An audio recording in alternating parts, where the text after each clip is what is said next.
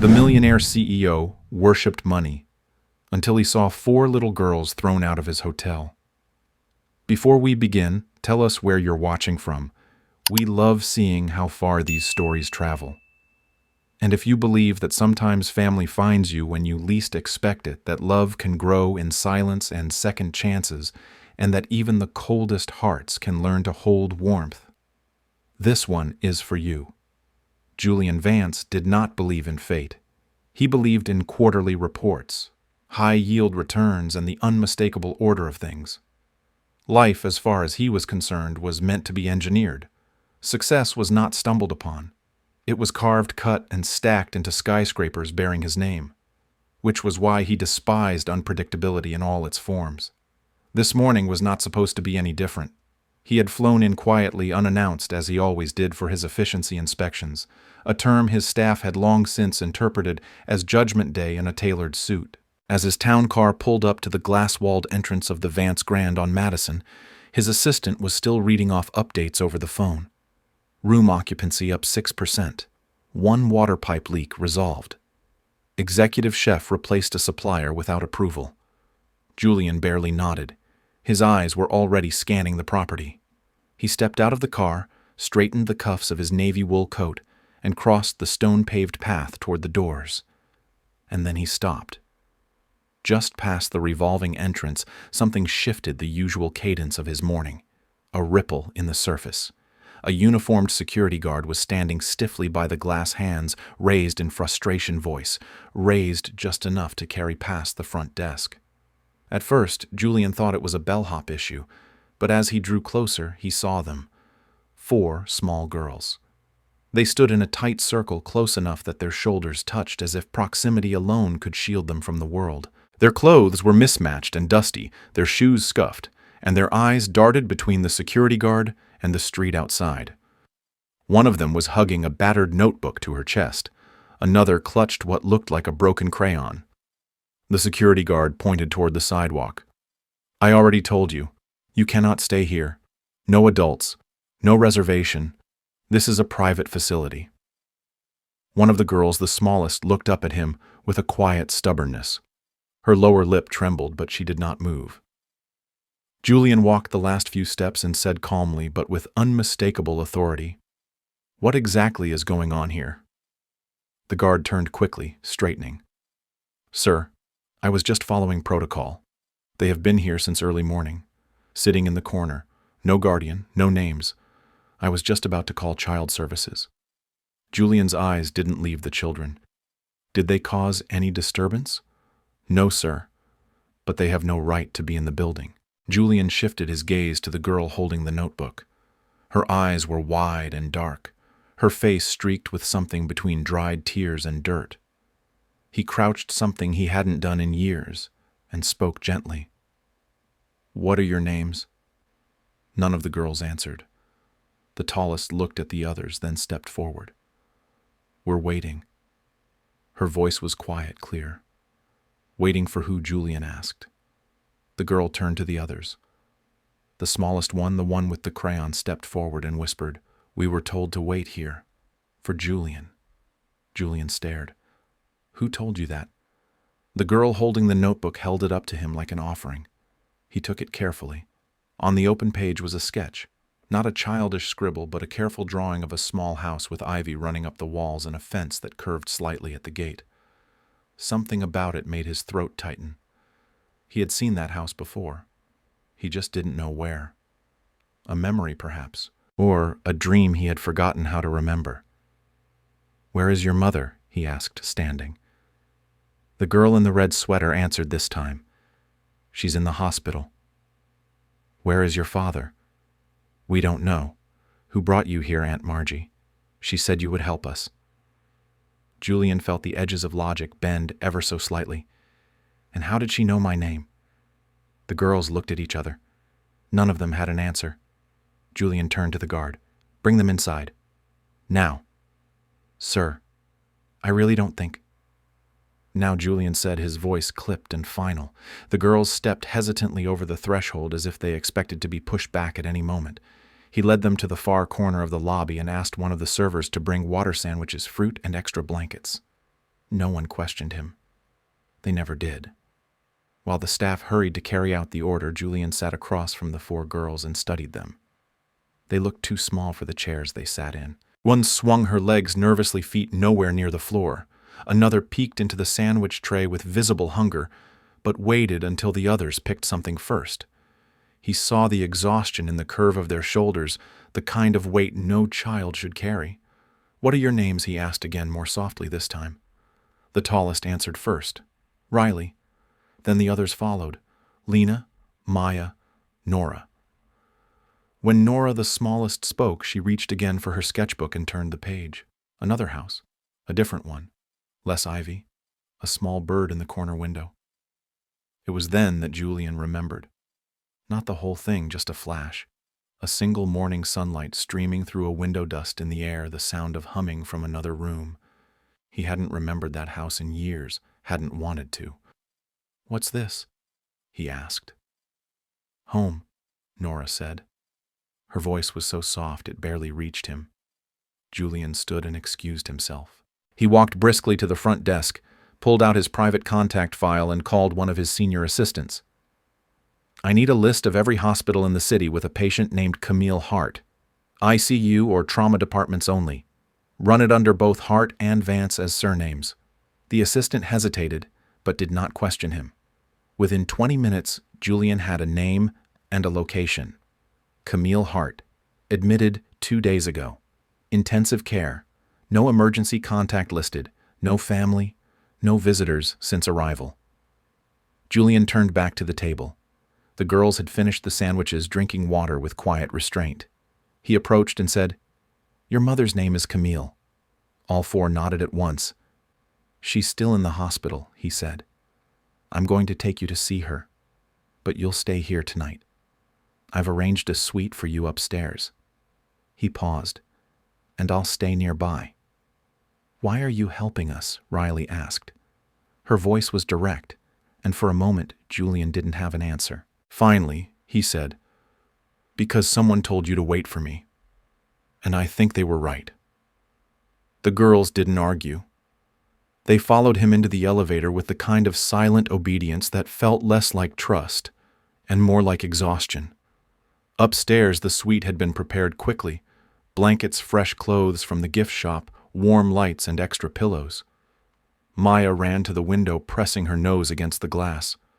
Riley tested the bed by pressing on the corners like she'd seen adults do. Nora climbed into the armchair and began sketching again without a word. Julian stood at the doorway, unsure if he was meant to stay longer. "You'll sleep here tonight," he said. "I'll be just down the hall." "Are you coming back?" Lena asked. Julian met her eyes. "Yes, I am." She nodded and turned away, satisfied with the answer. That night, for the first time in years, Julian Vance turned off his phone before bed. He didn't review reports. He didn't answer emails. He sat in a hotel armchair outside a suite full of children he had never met before today, and thought about a woman he had not seen in 6 years, thought about a broken sketchbook, a forgotten house, and the four voices who, without knowing it, had drawn him back to a life he thought he had erased. Julian Vance hadn't slept much. The leather armchair outside the hotel suite was as expensive as it was uncomfortable, but it wasn't the stiff cushions that kept him awake. It was the memory of Nora's drawing, that tiny house, the ivy trailing over the fence, the curled smoke from a chimney he hadn't thought about in decades. And the girls, 4 small figures whose eyes had seen too much and said too little. He sat in silence long after the hallway lights dimmed to their nighttime glow, long after the staff had passed through, and the elevator chimed its last guest for the evening. His phone lay dark on the small table beside him, untouched since he powered it off. He had never turned it off at night. Not once. Not for anyone. But now something had shifted, and he wasn't sure how or why. Just past 6 in the morning, the hotel suite door opened with a soft click. He straightened instinctively, unsure of what he'd see. Riley stood in the doorway, her hair rumpled from sleep eyes still heavy, but awake. She didn't say anything at first, just looked at him. Then she asked very plainly, "Are you still here?" "Yes," he said. "Are you hungry?" She nodded once and disappeared back into the suite. Julian got up and called room service, ordering breakfast with more thought than he gave his boardroom presentations. Pancakes, fruit, toast without butter because Maya had pushed hers aside the night before, apple juice, hot chocolate, extra napkins. By the time it arrived, the girls were all awake, gathered around the small round table in their oversized hotel robes, each with damp hair and sleepy eyes. Maya swung her legs beneath her chair while humming softly. Lena carefully tore her toast into pieces, arranging them on her plate.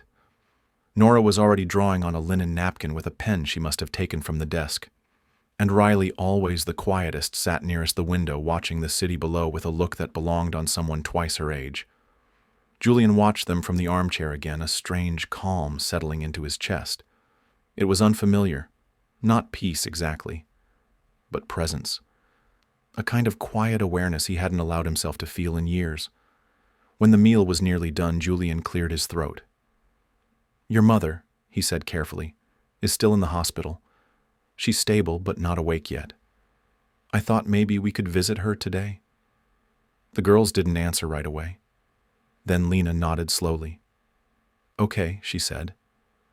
Nora looked up from her napkin. "Can we bring her something?" "Of course," Julian replied. "What would you like to bring?" Nora held up her drawing. "This. It's not finished yet, but she'll know what it means." He smiled, then stood. "We'll leave in an hour." The drive to the hospital was quiet. Julian had arranged for a private car and brought a large coat for each of the girls, freshly bought that morning. Riley stared out the window. Maya dozed against Lena's shoulder. Nora traced invisible shapes on the foggy glass with one finger. When they reached the medical center, a nurse greeted them and led them toward the intensive care wing. Julian had called ahead, ensuring everything would be handled quietly without questions. Camille Hart was still unconscious, but stable. Her injuries from the crash, multiple fractures, head trauma, and internal bleeding had all been treated, but recovery was uncertain. Some patients never woke. Some did. Some needed time and a reason. Julian walked slowly beside the girls as they moved down the hallway. He had not been inside a hospital room for anyone personal since he was 12 years old. But this was not about him. This was about them. The girls paused at the door. "Only one at a time, please," the nurse said gently. Riley stepped forward without hesitation. Julian opened the door and let her inside, then closed it softly behind her. She stood beside the bed, holding onto the rail with both hands. Camille lay still, her face pale against the pillow, a tube running beneath her nose machines beeping quietly behind her. Riley didn't speak. She just looked. After a long minute, she leaned down and whispered something into her mother's ear. Then she touched her hand and backed away. Julian opened the door again and let her out. Sophie went next, then Lena, who tucked Nora's drawing gently under the edge of the blanket before she whispered, "I finished it, just like you asked." When it was Nora's turn, she hesitated. Julian crouched beside her and said, "You can go in when you're ready." She looked up at him. "Is she going to die?" His heart clenched. "The doctors don't know yet," he said truthfully, "but they're doing everything they can. And she's strong, like you." Nora nodded once, then pushed the door open and stepped inside. She climbed gently onto the bed, lay down beside her mother, and wrapped a tiny arm across her stomach. "I missed you the most," she whispered. Then she pressed her cheek to Camille's arm and closed her eyes. Julian didn't move. He just stood at the doorway, watching as the smallest child he had ever met gave the kind of love he barely understood. Back in the waiting room, the girls curled up together on a long couch. Nora eventually returned, crawling wordlessly into Riley's lap. Julian stepped away to speak with the doctor. The prognosis hadn't changed. The nurse mentioned they had tried to contact family, but no emergency contact had ever been listed. "I'd like to be listed," Julian said. As what the nurse asked, not unkindly. Julian paused, then said guardian. "Temporarily. I'm looking after her children." The nurse nodded and made a note. An hour later, Julian met with a social worker in a small office on the second floor. She was professional, skeptical, and direct. "You are not legally their father," she said. "There's no documentation of any relationship. But I have the means to care for them. I'm listed in their mother's emergency files. I've taken custody until she's well. You may think that's enough, Mr. Vance, but it's not about wealth or willingness. It's about stability, safety, and trust. Julian leaned forward. Then come see them. Talk to them. Watch how they look at me. Then decide. She agreed to schedule a formal visit later that week. That night, back at the hotel, the girls were quieter than usual. Julian ordered soup and grilled cheese. Maya asked if he could read a story. He found a children's book in the hotel's gift shop and read it awkwardly, his voice flat and unsure. But the girls laughed anyway. Nora climbed into his lap by the end, clinging to the collar of his sweater. When he tucked them in, Riley asked, "Are we going to stay here forever?" He sat on the edge of the bed. "No," he said, "but you'll stay with me until your mom wakes up. And after that, if you want me to." Riley didn't respond. But when he stood to leave, she reached for his hand and squeezed once. He didn't pull away. That night, Julian didn't sit in the hallway. He sat inside the suite on the armchair, watching the quiet rise and fall of their small breaths, the blanket edges tangled beneath tiny legs. Something inside him had begun to soften. It didn't make sense. He had never wanted children, never thought about building a family. He had built towers, brands, and stock empires, but none of them ever smiled in their sleep. None of them ever reached for his hand in the dark. He didn't know where this was heading. He didn't have a plan, but for once he wasn't looking ahead. He was staying right here. We'll be back to the story in just a moment. If you've enjoyed it this far, please consider subscribing. Your support truly helps keep this channel alive. Now let's return to the story. Julian Vance had spent his entire adult life avoiding unpredictability. He had built an empire on the foundation of risk management, clean lines, and polished reputation. His world was structured like an algorithm, and for the better part of 20 years it had served him well. But now, just 3 days after 4 little girls had appeared in his hotel lobby like a living memory come to life, that structure was crumbling quietly under the weight of something he could not quantify. He was sitting at the small dining table in the suite, still in the same charcoal slacks and a shirt with the sleeves rolled to his elbows, pouring orange juice into 5 mismatched glasses. The girls were finishing breakfast, their chatter filling the space in bursts of mismatched rhythm. Riley was attempting to read the hotel newspaper aloud and mispronouncing every third word. Maya giggled every time she got something wrong, which was often. Lena was quietly slicing a banana with a plastic knife and passing pieces to the others, and Nora was drawing again, her plate untouched. "What are you working on?" Julian asked her. She looked up and turned the drawing toward him. It was a picture of the suite, the table, the girls, and him, blurry but unmistakable in the background. She had drawn him with a tie, though he wasn't wearing one now. "That's very good," he said, surprised by the level of detail. "You remembered my watch." "I like your watch," she said. "It looks like a moon." He smiled faintly, then glanced at the time. "We have an appointment this morning. Someone's coming to talk to us." "Is it about Mommy?" Riley asked. "Sort of," he said. "It's about making sure you're safe until she wakes up." "But we're already safe," Maya said, spooning applesauce onto her toast. "We're with you." Julian didn't reply, but something in his chest shifted slightly at her words. The social worker arrived just before 10. Her name was Miss Carrington, a sharp-eyed woman in a navy blazer and a clipboard that seemed permanently attached to her hand. She smiled when she entered, but it didn't reach her eyes. "Good morning, Mr. Vance," she said crisply. "May I sit?" "Of course," Julian said, motioning to the sofa. The girls gathered around him as she sat climbing onto cushions like they had known this room forever. "I just want to ask a few questions," she said, "to make sure everything is as it seems." Julian nodded. Miss Carrington looked at the girls. "Do you know who this man is?" Julian Maya answered immediately. "He reads us stories," Nora added. "And makes good toast," Lena mumbled as if it were a secret. "He found us when we had nowhere to go," Riley said simply. Miss Carrington glanced at Julian. "Have you ever lived with children before?" "No," he admitted. "I have not. Why did you take them in?" He didn't answer right away, then said, "Because someone had to. Because their mother once meant something to me." because they walked into my building like they were meant to find me. And I couldn't walk away from that. She made a note, but her expression remained unreadable. And what's your long-term plan, Mr. Vance? I don't have one, he said honestly. But I know that until their mother is well, they'll stay with me.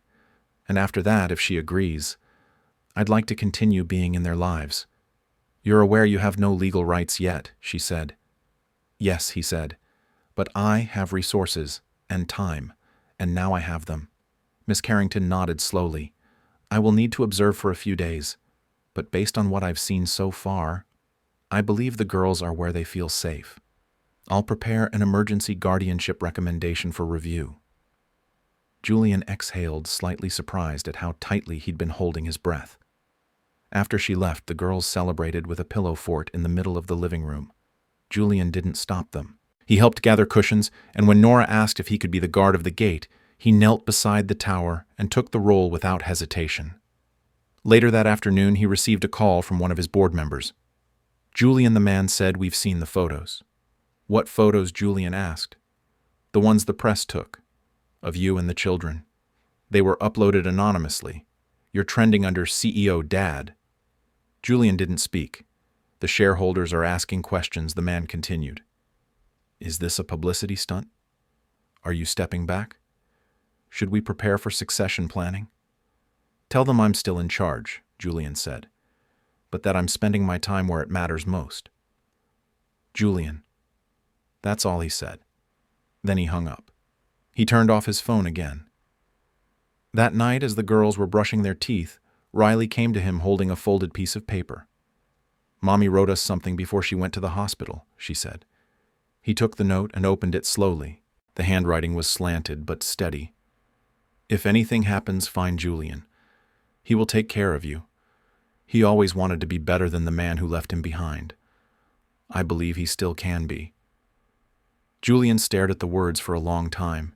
He hadn't told them yet about his past, about the orphanage, about the nights he spent waiting for a parent who never returned, about the way he had closed every door to feeling because it had hurt too much to want.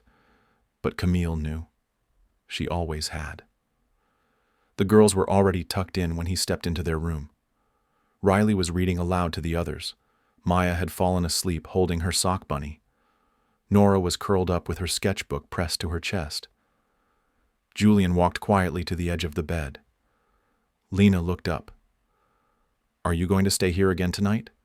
Yes, he said. Right outside your door. Okay, she whispered. She didn't say anything else, but she reached for his hand and held it for a long moment before letting go. Julian stepped into the hallway and sat in the armchair again. But this time he didn't feel like he was waiting for something. He felt like he had already arrived. Julian Vance had once believed mornings were only for output. He used to wake before dawn to monitor global markets, review contracts, and analyze overnight reports. He had not lingered over coffee or stared out windows for more than a minute in years.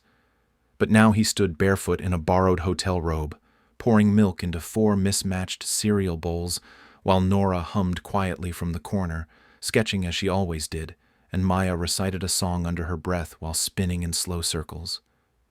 Riley was attempting to brush her sister's tangled hair with what looked like determination and zero skill, and Lena sat on the floor with a half-eaten banana holding a single sock in her lap, like it might make sense eventually. There was no structure in this moment, no order, no productivity, but it was strangely the most peaceful morning Julian could remember. He placed the cereal on the table and gestured for them to come sit. The girls shuffled over in a blur of oversized t-shirts and wild bed hair. Nora paused, her drawing still clutched in one hand. I'm almost done, she said. Bring it with you, he replied. Eat while you draw. That earned him a small smile. She obeyed without argument. Julian sat with them, sipping coffee that had gone cold half an hour ago, listening as they talked about the dream Riley had, where she was flying a dragon and feeding it marshmallows. It didn't breathe fire, Riley explained seriously. It sneezed glitter. That's way better, Maya said with absolute authority. Fire's dangerous. Julian found himself nodding in agreement, though he wasn't quite sure what the rules of dragon biology were supposed to be. After breakfast, he walked with them down to the lobby. A staff member met him at the desk and whispered that the vehicle he requested was waiting.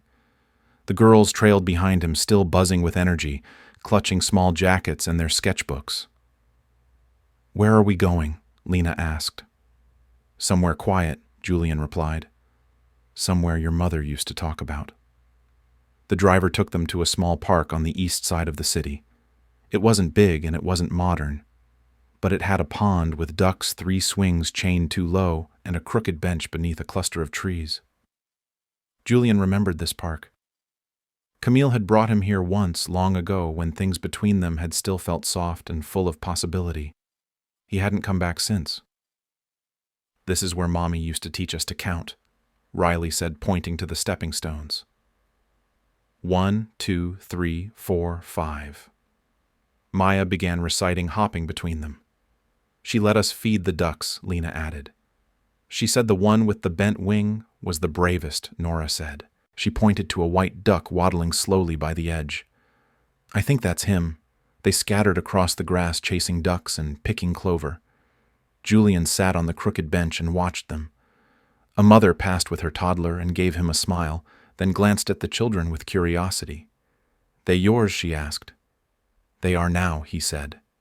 And somehow, that was the truth. When they returned to the hotel, the suite felt smaller. More lived in. There were drawings taped to the wall shoes near the door and a fort of pillows that had remained untouched for 2 days. Julian stepped around a pile of crayons and sat at the table to answer a few emails. It had been days since he'd paid any real attention to his business, but oddly, everything still seemed to be running. His team had adapted quickly. The only message that made him pause was one from a name he didn't recognize. It simply read, "You're not their father. Step aside before you make this worse." He stared at it for a long moment, then deleted it, without replying. That evening, a knock came at the door just after dinner. He opened it to find Miss Carrington, the social worker, holding a clipboard and a thin folder. She stepped inside and glanced at the mess, then at the girls sprawled across the floor in their pajamas.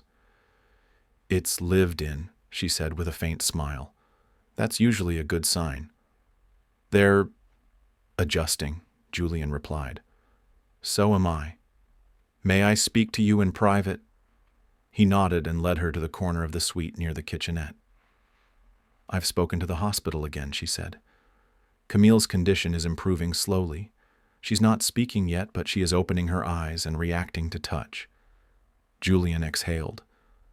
"That's good. It is. But it also means we'll need to start discussing legal guardianship.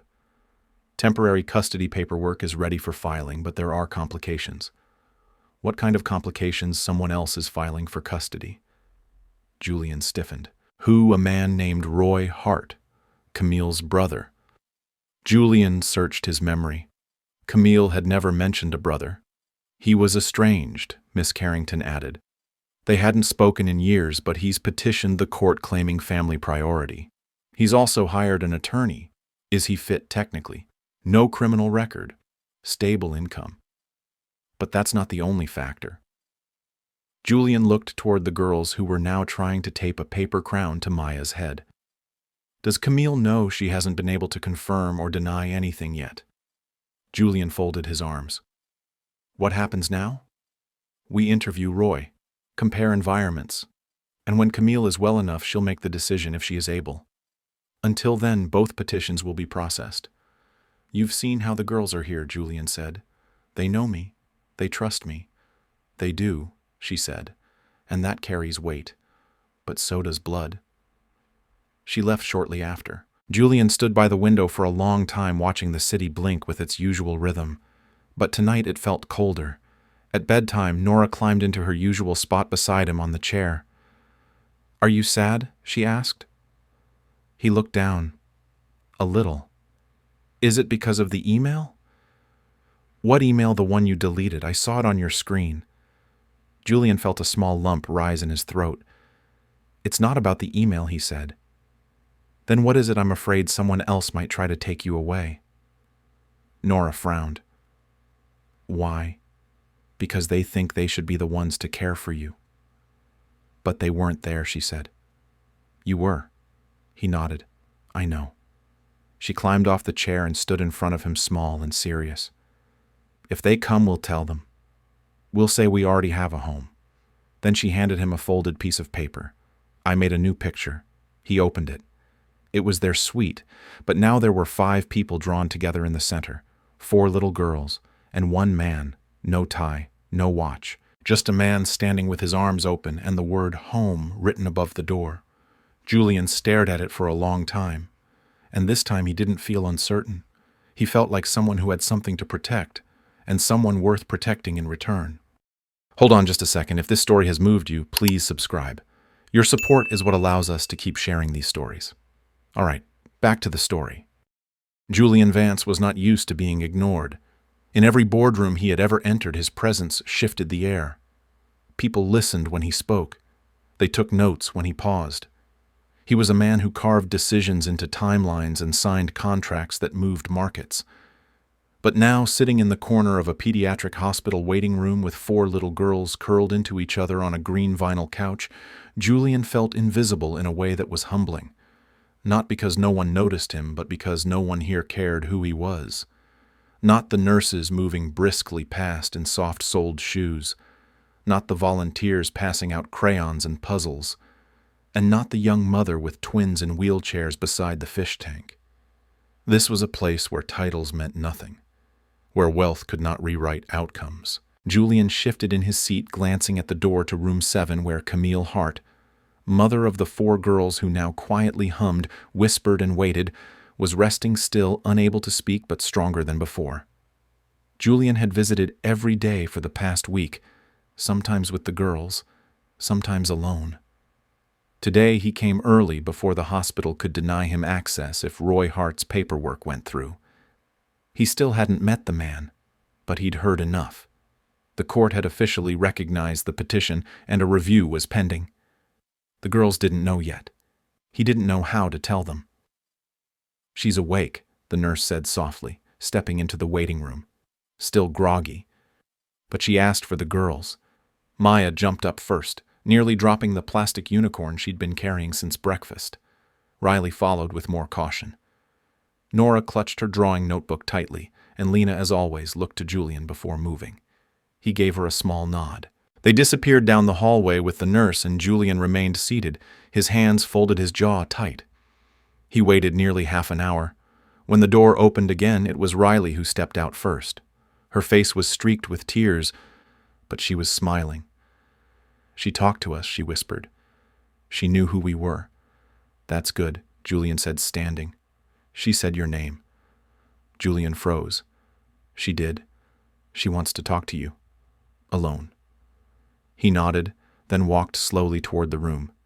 He hadn't seen Camille conscious in more than 6 years, not since they last stood in that tiny apartment with boxes between them and silence filling the space where apologies never came. But when he stepped into the room now, it was not silence that greeted him. It was her eyes. Camille looked at him with a softness that cracked through all the years of distance. Her voice, when it came, was quiet but sure. "You came?" "I did. You stayed. Every day." She smiled faintly. "They told me. The nurses. The girls." "I didn't think you would." "Neither did I," Julian said honestly. "But I couldn't leave." She shifted slightly in the bed, wincing as she moved. "They're okay." "They're more than okay," he said. "They're resilient, bright, messy, and beautiful. You did everything right. Not everything," she whispered. "I didn't tell you about them." He stepped closer. "Why not? Because you were gone," she said. "Not just from me, from yourself. You were already halfway into the life you built. I didn't think there was room in it for anything soft." Julian didn't argue. He had no defense. "I wanted to tell you. I almost did. But by the time I tried, I was already a mother, and you were already a machine." Julian looked away, then back at her. "They showed up in my lobby, alone, holding one of your drawings, waiting for me like they knew I was coming." Camille blinked slowly. "Margie brought them. She promised if something happened, she'd take them to you. I made her swear." "Why me?" Camille looked him dead in the eyes. Because despite everything I knew, you'd never let them go once you saw them. Not if you still had a soul left. And I was right. He swallowed the lump rising in his throat. There's something else. She nodded.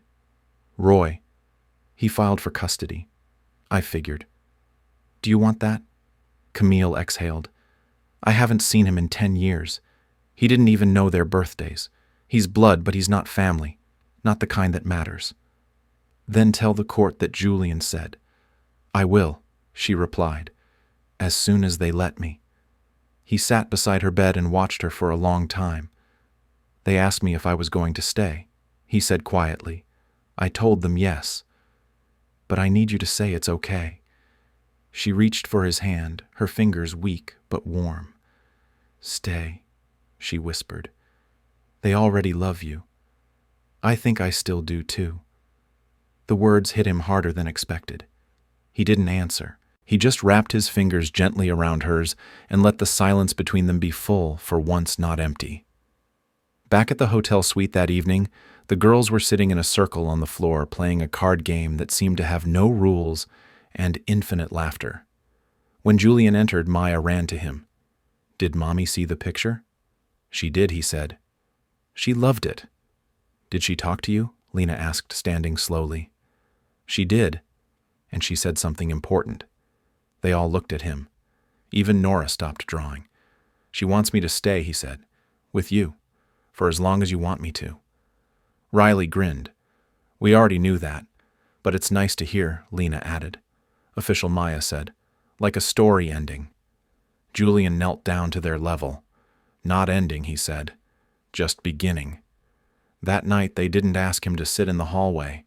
They asked him to stay on the couch closer than before. Nora handed him her sketchbook. Will you draw with us? I don't know how, he said. Try anyway. So he did. And his lines were shaky and uneven, but the girls laughed and pointed and declared it abstract genius. Julian had made billion-dollar deals. He had negotiated contracts that spanned continents.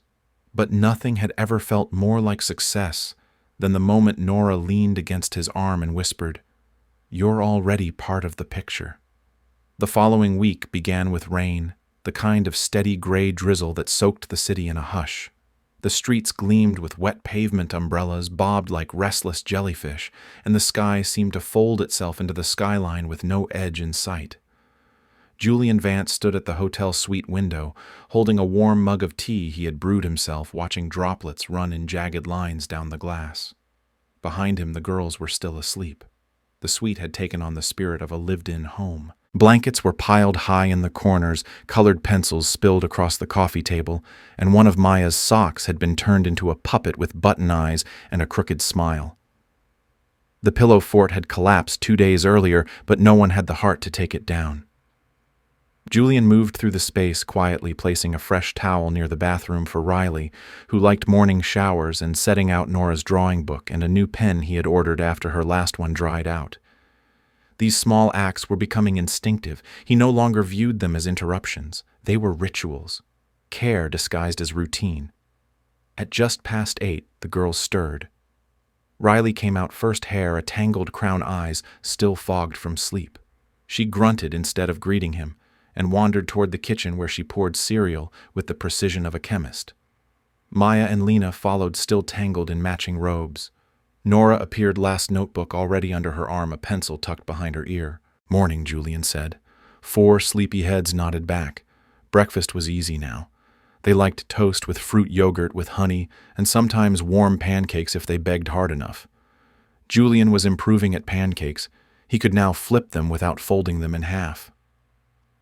After breakfast, while the girls curled up to watch a cartoon about a detective cat, Julian stepped into the bedroom to take a call from Miss Carrington. There's been movement on the petition, she said. Roy Hart submitted a formal challenge, but the hospital submitted a statement from Camille's attending physician, confirming she is mentally fit to participate in custody arrangements. Does that mean she can make the choice? Yes, Miss Carrington said, but we'll need to schedule a hearing. The court wants both parties present. Camille will likely be able to attend via video from the hospital. You and Roy will be asked to appear in person. When 2 days from now? Julian exhaled. Does he know the girls not well? From what we understand, Roy hasn't seen Camille since before the girls were born. No birthdays, no calls, no gifts. But the law favors family first. Julian didn't argue. He had expected this. Can you prepare statements from the girls? Technically, yes, but the judge will weigh them lightly due to age. Still, if they're willing, it could make a difference. They'll speak, Julian said. I'll talk to them. When he returned to the living room, Nora was asleep against the armrest and Maya was laughing at something on the screen. Riley and Lena looked up as he entered. We need to talk, he said gently. He turned off the television and gathered them near the table. They sat in a small circle, legs folded beneath them, the energy quiet but attentive. In 2 days, we'll go to a special building called a courthouse, Julian said. It's where grown-ups talk to a judge to make decisions when there are different opinions about what's best. Are they going to decide if we stay with you? Riley asked.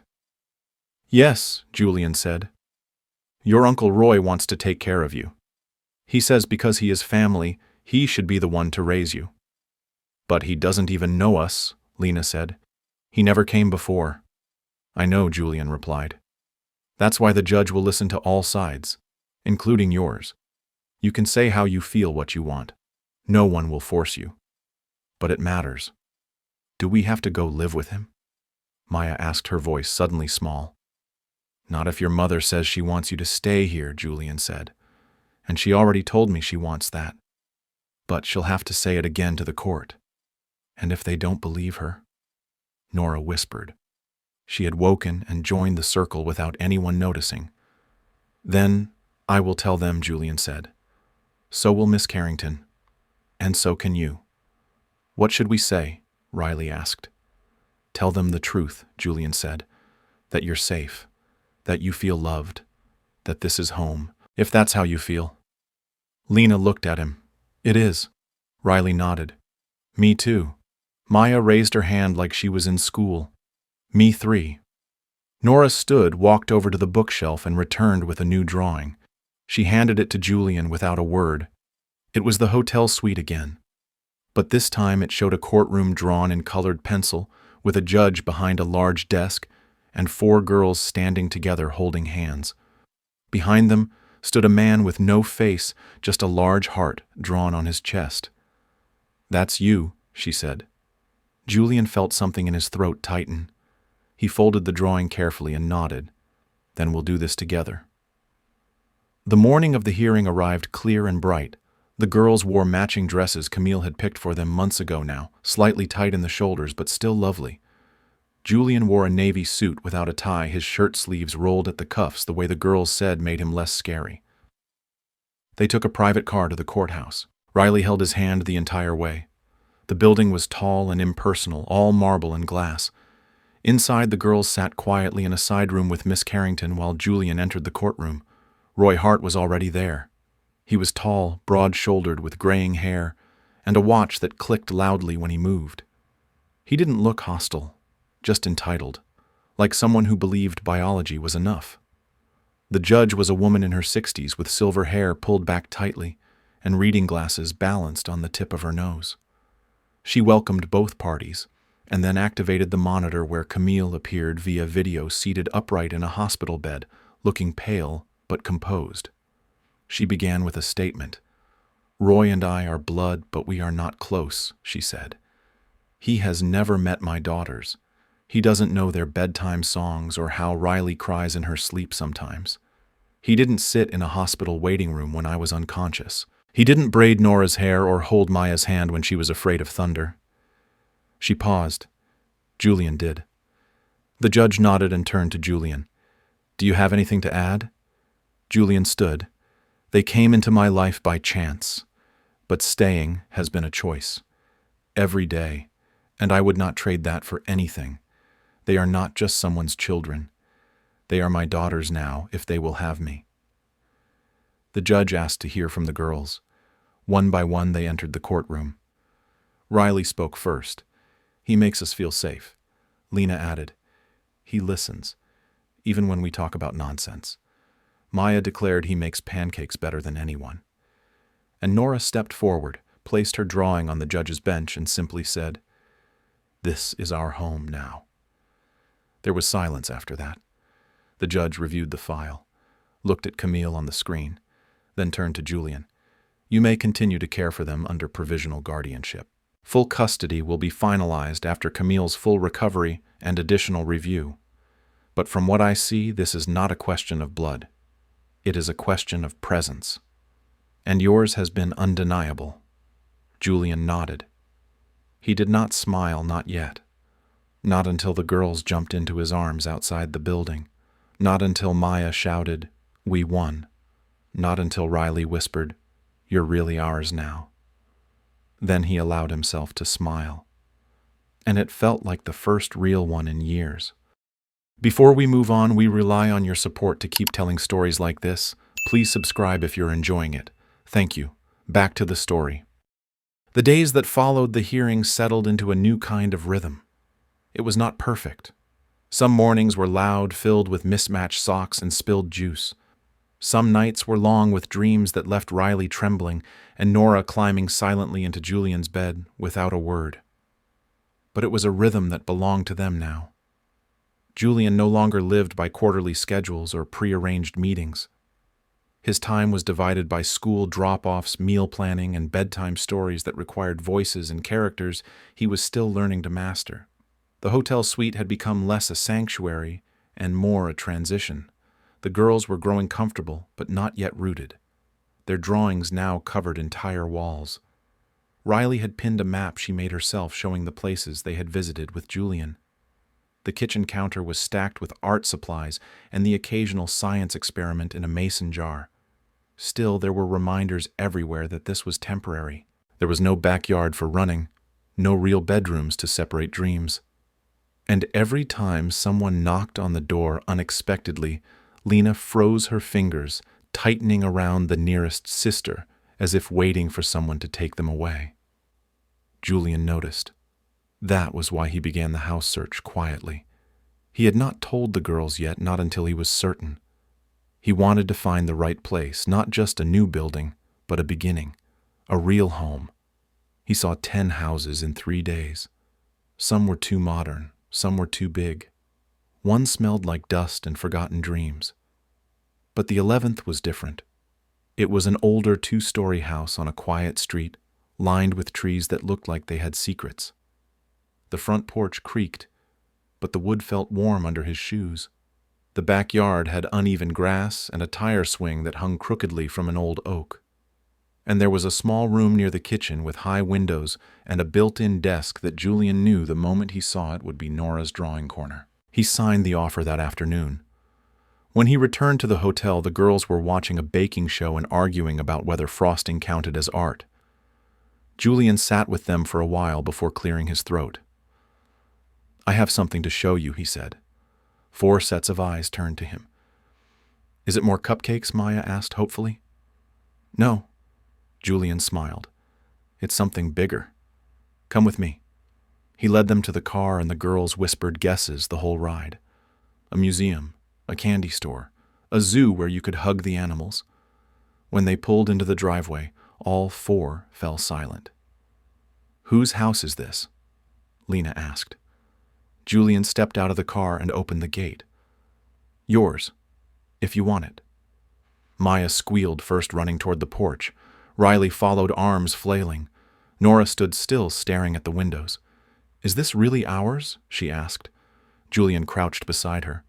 "It's not just a place to stay," he said. "It's where we start fresh, where you can grow, where no one will ever make you leave again." She nodded slowly. Then she whispered, "Do we get to choose our rooms?" "Of course," he said. The inside was even better. The paint was faded in some rooms, but the air smelled like sunlight and old stories. The living room had a fireplace covered in soot and charm. The kitchen had a cracked tile by the sink that made a tiny squeak when you stepped on it. And upstairs there were 4 bedrooms and 1 for Julian. The girls scattered, claiming corners with shouts and laughter. Nora found a window ledge with just enough room for pillows. Lena discovered a closet with a secret cubby. Maya declared the hallway perfect for racing. Riley walked slowly from room to room before returning to Julian and asking quietly, "Where is Mommy's room?" Julian led her to the guest room downstairs. "For now," he said, "until she's stronger. Then maybe she'll want a bigger one. Maybe she'll want to paint the walls, or hang her own pictures." Riley nodded. "She'll like this one. It feels like her." They moved in 3 days later. Camille had been discharged that morning and arrived in the afternoon walking slowly with the help of a cane and a nurse. The girls greeted her with flowers and hugs and shouted instructions about where everything was. She looked at Julian with tired eyes and said, "You really did all this?" "I just followed their lead," he replied. That night the house was a mess of boxes, half-unpacked bags, and questions about where the spoons were. They ate takeout on the living room floor and drank juice from mismatched mugs. But it felt more like a celebration than any banquet Julian had ever hosted. Later, after the girls were asleep and Camille was resting, Julian walked through the quiet house with bare feet, memorizing the creaks in the floor and the way the moonlight curved through the upstairs hallway. He passed each door and paused. Riley was snoring softly. Maya had kicked off her blanket. Lena was holding a flashlight and a notebook. Nora had taped a new drawing to the inside of her door. It was their new house, the porch, the crooked tire swing, 4 girls, a woman in a dress with flowers, and beside them a man with a tie that had tiny hearts drawn all over it. Julian touched the paper gently. In that moment he felt something settle deep inside him. Not the sharp sense of success he used to chase, not the brief thrill of accomplishment. This was different. This was what it felt like to be chosen and to choose them back. Downstairs, Camille was waiting in the kitchen sipping tea. "They love it here," she said. "So do I," he replied. "You did good." "We did," he said. "Together." She looked at him for a long moment. "I was scared, you know, that I'd come back and everything would be different, that you'd be different." "I am different," he said, "but only in the ways that matter."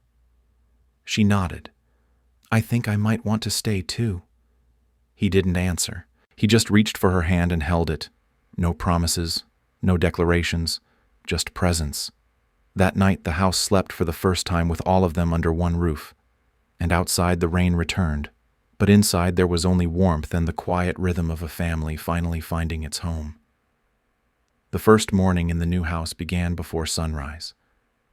Julian Vance was already awake, seated in the kitchen with a steaming mug between his hands and the smell of fresh paint still clinging faintly to the walls. The sky outside was only just beginning to soften into pale blue, and the house was still silent in a way that felt expectant rather than empty. There was a different kind of quiet here, not the sterile stillness of the hotel suite, but the soft hush of a home waiting to be filled. He had not meant to wake so early, but sleep had slipped through his fingers after he heard one of the girls stir during the night. He had checked all 4 of them without thinking. Riley had pushed her pillow onto the floor. Lena had fallen asleep with a flashlight still lit beneath her blanket. Maya was curled into a ball with one hand resting on a stuffed lion, and Nora had a sketchbook on her chest with a pencil mark streaked across her cheek. He had turned off the light, tucked in their blankets, and stayed in the hallway for a while longer, just listening to the way the house breathed around them. Now the kettle clicked again, and Julian poured another cup of tea. He had learned to make tea the way Camille liked it, mild with honey and the smallest splash of milk. She said it tasted like calm. As if on cue, soft footsteps came from the hallway. Camille appeared wearing one of his oversized sweaters and leaning slightly on her cane. Her hair was pulled back in a loose braid and her face was still puffy with sleep, but her smile came easily. "You're up early," she said. "Habit," Julian replied, sliding a mug across the counter. "Or nerves." She took the tea and sat across from him, exhaling slowly. "It's the first morning that doesn't feel like a question." "What do you mean?" "For weeks I've been waking up wondering if I'd still be in a hospital bed, if the girls would still be safe, if we'd be in the same place tomorrow. But this morning feels permanent, like the world isn't waiting to change again." Julian nodded and took a sip of his tea. "They're still asleep for now." though Maya talks in her sleep. Something about flying raccoons. He smiled. She tried to convince me to build her a raccoon tower in the backyard. And did you not yet? But I bought wood. Camille looked at him with warmth and something else in her eyes. Gratitude, or maybe recognition. You know they talk about you when you're not around. Should I be worried? No. It's mostly about how you hold your breath when you flip pancakes and how you make up story voices even when you pretend you don't. They notice everything. So do I, Julian said. I notice the way Lena holds everyone's hand when she walks through a doorway, and how Riley pretends to be fearless but always checks where the exits are. Maya talks a lot when she's scared. And Nora draws the things she's afraid to say out loud. Camille's expression shifted. You know them. I'm learning, he said. Every day. Just then footsteps thundered down the hallway and Riley appeared, hair wild and eyes bright. Are we still here? She asked. Still in the house. Still here, Julian said. Still yours. Good, she said, and ran straight toward the back door. Maya and Lena followed seconds later, chasing her into the yard. Nora came last, slower, holding her sketchbook and blinking against the early light. She sat at the table without a word and began to draw, chewing lightly on the end of her pencil. Julian leaned over. What is it today? The kitchen, she said. But not just how it looks, how it feels. And how does it feel? Nora paused. Warm. Like someone is always coming back. The day passed in a blur of small moments that added up to something far greater. The girls helped Camille unpack her boxes and decorate her room with hand-drawn welcome signs.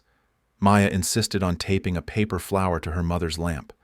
Riley rearranged the kitchen utensils 3 times until Camille finally told her it was perfect, just the way it was. Lena sat with Julian on the porch in the afternoon sun, asking him questions about how roofs were built and whether clouds could ever fall. Nora worked quietly at the kitchen table, finishing a new drawing she refused to show anyone yet. In the evening, they had their first real family dinner around the long wooden table that Julian had carried in by himself 2 days earlier. It was mismatched and slightly scratched, but it felt like it belonged. Camille made her favorite pasta with roasted vegetables, while the girls set the table with wild enthusiasm. Julian poured juice into glass cups, watching them flutter around the room like color had been spilled from their laughter. After dinner, the girls gathered in the living room for a show they insisted was too important to miss. Camille rested on the couch, her legs stretched out, while Julian sat on the floor with Nora on his lap and Maya curled under his arm. Lena leaned against his shoulder and Riley handed him the remote like she had always known he would be the one to press play.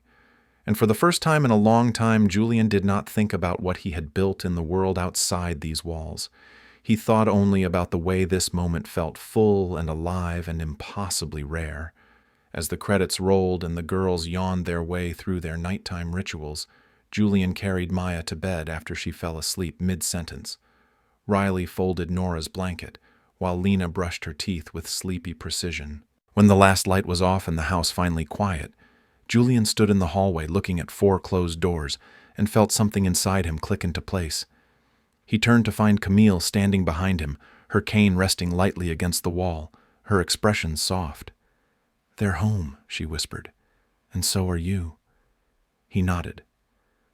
"I didn't know I needed this." "Neither did I," she said, "but I think we all did."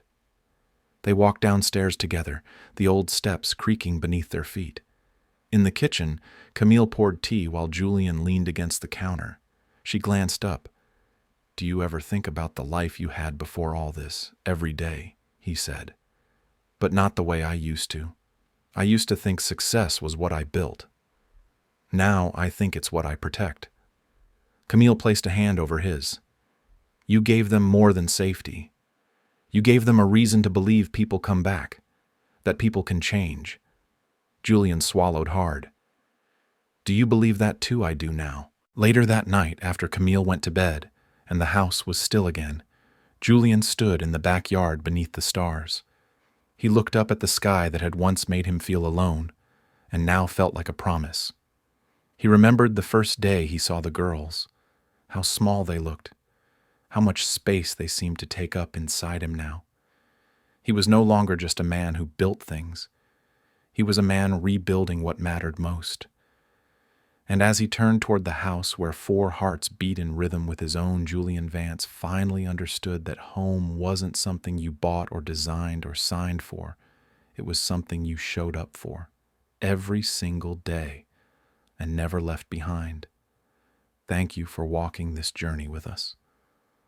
Sometimes the greatest transformations begin not with grand gestures, but with quiet choices to stay, to care, to be present. Julian thought he had everything until 4 little girls reminded him what truly mattered. If this story moved you, let us know in the comments. We read every word. And if you believe in second chances, in the quiet power of love, and in the kind of family that chooses each other, please subscribe to our channel and tap the bell so you never miss a story. Your next emotional journey is just 1 click away. Tap the video on your screen now. We promise it's one you'll carry in your heart. Thanks for being here. We'll see you in the next story.